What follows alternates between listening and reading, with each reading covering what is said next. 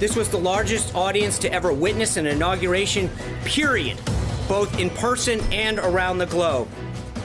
Welcome back to AM Joy. As we look back on year one of the Trump presidency, otherwise known as season one of the American Carnage show, let's not forget two of the most horrifying moments of just the first 48 hours. Exactly 1 year ago today, there was White House Press Secretary Sean Spicer's very first appearance at the podium, in which he berated the press for its accurate reporting on Trump's inaugural crowd size. Photographs of the inaugural proceedings were intentionally framed in a way, in one particular tweet, to minimize the enormous support that had gathered on the National Mall. Inaccurate numbers involving crowd size were also tweeted. No one had numbers. These attempts to lessen the enthusiasm of the inauguration are shameful and wrong. An instant classic that was followed up the very next day by another, this time advisor to the president, Kellyanne Conway. No, you did not. You did not answer did. the question of why the president asked the White House press secretary to come out in front of the podium for the first time and utter a falsehood. Why did he do that? It undermines the credibility of the entire White House press office on day one. Don't be so overly dramatic about it, Chuck.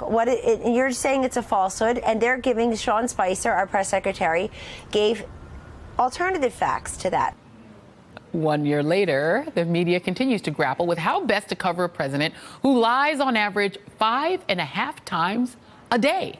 A president who spouts racist and sexist garbage regularly, and a president who is openly hostile to the free press. A free press, by the way, that is essential to what actually makes America great. Joining me now is Tiffany Cross, co-founder and managing editor of The Beat DC, MSNBC contributor Gabriel Sherman, Democratic strategist Jamal Simmons, and writer and commentator Anousheh Hossain. Thank you all for being here. And Tiffany, I'll start with you. It's difficult for the press to figure out how to cover Donald Trump, in part because the relationship with him is both love and hate.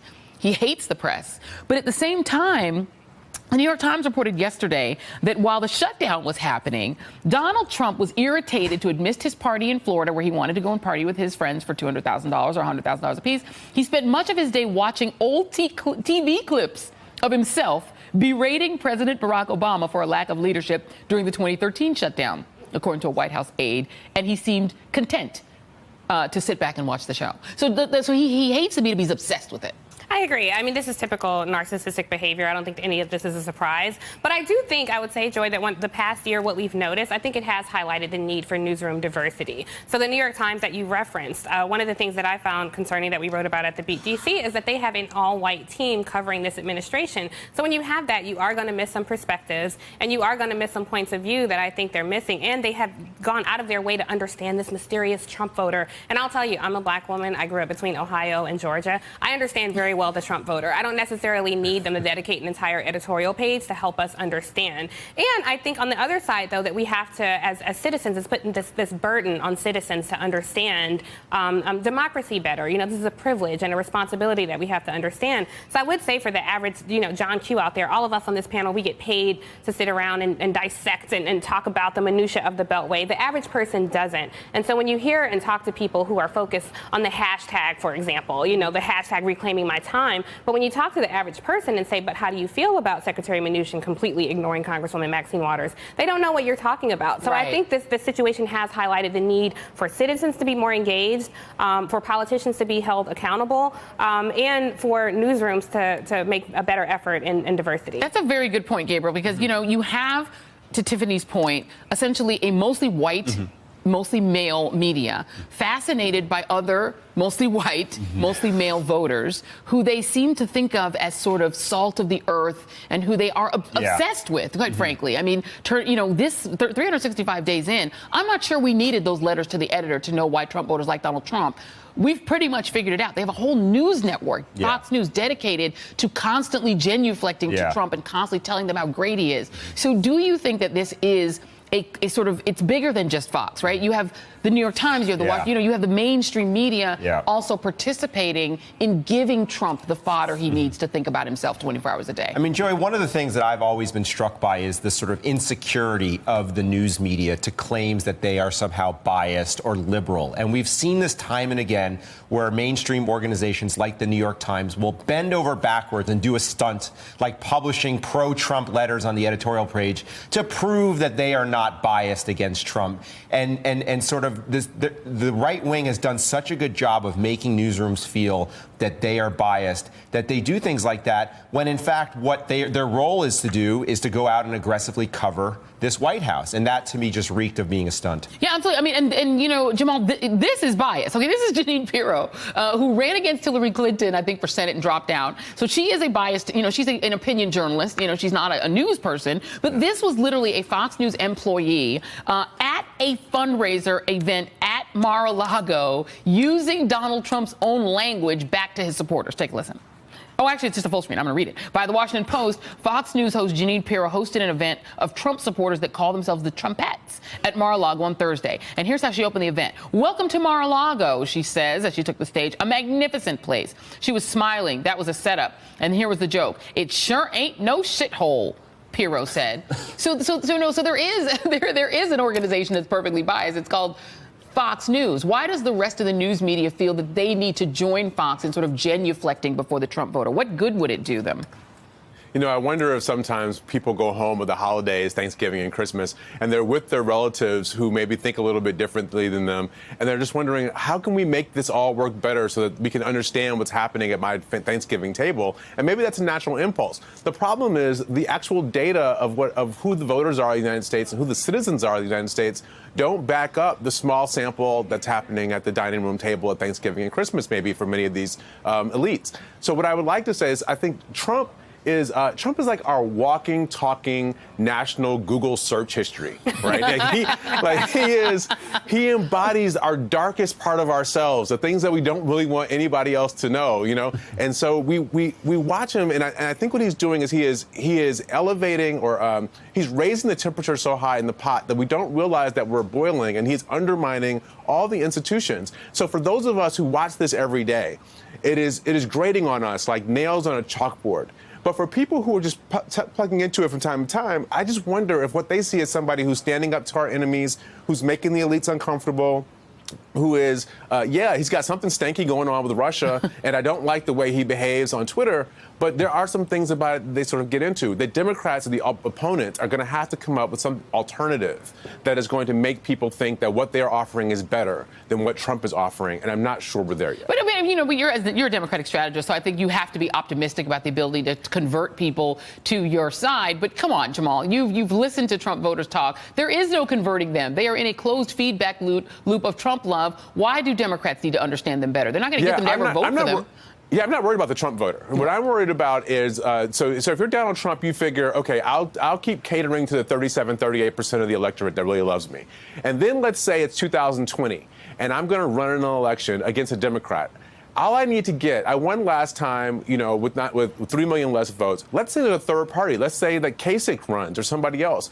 Donald Trump could be elected president again with 44% of the vote. The difference between 37, 38 and 44, 45 is not that great. So I think that we have to be worried about who are the people who are kind of the soft Democrats and making sure they turn out, and the soft Republicans and giving them some alternative to appeal to. Yeah, I want to go back a little bit to the media's role in this, Anousheh, because you don't see the kind of obsessive coverage, even though you do see coverage of it, of the the undocumented person or the the immigrant who's fearing deportation, particularly the black immigrant that's fearing deportation. You almost never see that story, or the Muslim family that's feeling othered in their community. I mean, there have been stories, individual stories about harassment of people, harassment of individuals, defacement of their homes. But the media is not as involved, or doesn't seem to be as invested in the stories of non-Trumpists as it is in Trumpists. Is that a matter of the non-diversity of the pool that's covering politics?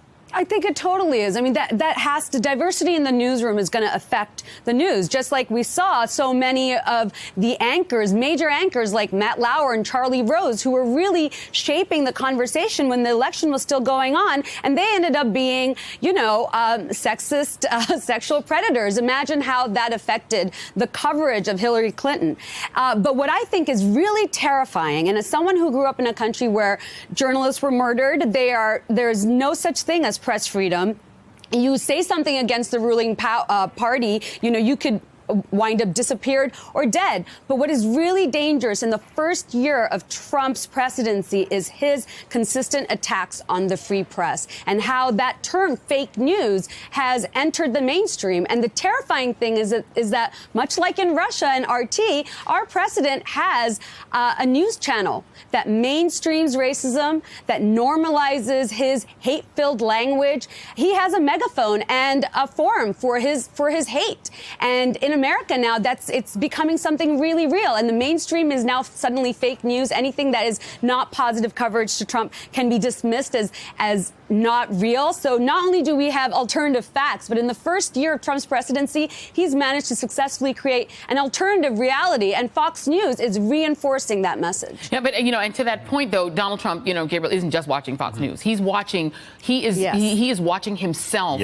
reflected back on all the news channels. In the Michael Wolff book, Fire and Fury, he talks about in his first days, Trump ordered 2 television screens in addition to the one already in his room. If he's not having his 6:30 dinner with Steve Bannon, then more to his liking, he's in bed by that time with a cheeseburger, watching his 3 screens, making phone calls. From the New York Times in December, around 5:30 each morning, Trump wakes up and tunes into the television in the White House's master bedroom. He flips to CNN for news, moves to Fox and Friends for comfort and messaging ideas, and then watches MSNBC's Morning Joe because, as friends suspect, it fires him up for the day. It's estimated he watches at least 4 hours a day, sometimes as much as 8 hours a day in front of a TV. So Donald Trump is actually needing and absorbing more than just Fox. Yeah. He wants to see himself reflected on all of the news media. I'm wondering if that affects the way all of the media covers him. Are they just giving in to letting him see himself? I mean, I think without question, Donald Trump sort of sees himself as the executive producer of this giant TV show that he is starring in. And I think, yes, I think the danger is that Trump, while he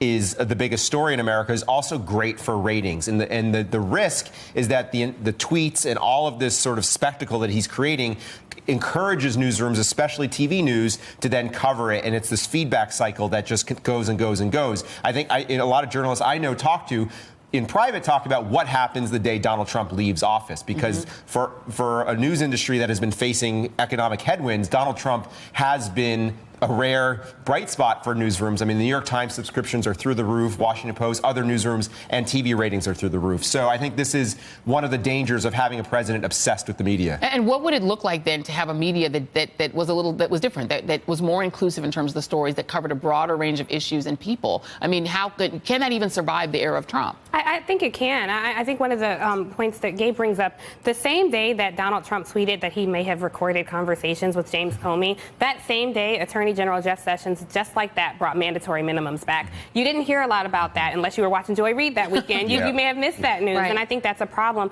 Another thing, I think we've seen the evolution of media in how they cover Trump. So initially, you would hear them say things like Donald Trump made racist comments again or made divisive comments, and I think this is something that reporters still struggle with today. At what point can you move from opinion to facts? I think at this point we can say Donald Trump is a racist. This is no longer a hypothesis or something that you can ponder. As evidenced by his policies and his comments directly from his mouth, we can say Donald Trump is a racist. And I don't think that you hear a lot of that until the past 2 weeks with the shithole comments. But before that, you didn't really hear a lot of reporters bold enough to make that assertion. Yeah, you'll see sort of euphemisms like racially tinged comments, racially divisive. And even then, when people finally say it, we spend a week talking about the fact that Donald Trump is racist, something people have known for decades, and we still don't know the details of what's in the compromise bill that Lindsey Graham and Dick Durbin are putting on the table, that everyone is saying is the answer to all of our problems and the answer to immigrants' problems. We don't even know what's all in the bill. That's the problem. Tiffany, really quickly, Jamal. Jay, the one thing I think we ought to be thankful to Donald Trump for is that he's going to make people choose. You can't really fudge the middle here. You either on the side of the people who think that straight, white, Christian men get everything, or the side of the people who think that everybody else in America ought to be able to participate at some level of equality. Yeah. I think he is driving that choice for us and making it starkly clear. He absolutely is. I think they think You're that racist pool or is you're bigger. not. Yeah, they're making that pool. He thinks that pool is really big. We'll see how big it is. Tiffany Cross and Anusha Hussain will be back. Thank you, Gabe Sherman and Jamal Simmons. Appreciate you guys. Thank you. And next up, the 2018 midterms are closer than you think. Stay with us.